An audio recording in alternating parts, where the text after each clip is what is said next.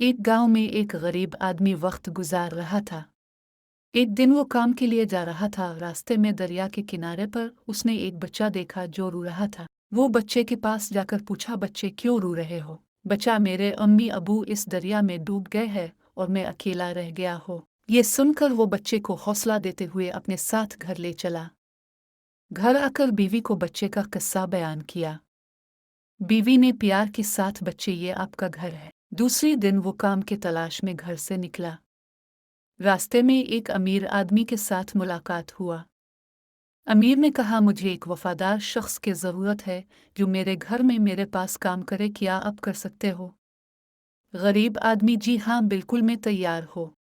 1 महीने काम करने के बाद अमीर ने तनख्वाह से ज़्यादा पैसे दिया, जिसमें गरीब आदमी ने बच्चों के लिए कपड़े और घर का सामान खरीद कर घर चला छुट्टी पर। कुछ अर्सा बाद अमीर आदमी ने गरीब आदमी को अपने पास बुलाया और कहा कि मैं दूसरे मुल्क जा रहा हूँ अपने बेटे के पास, और अब मैं बूढ़ा हो गया हूँ।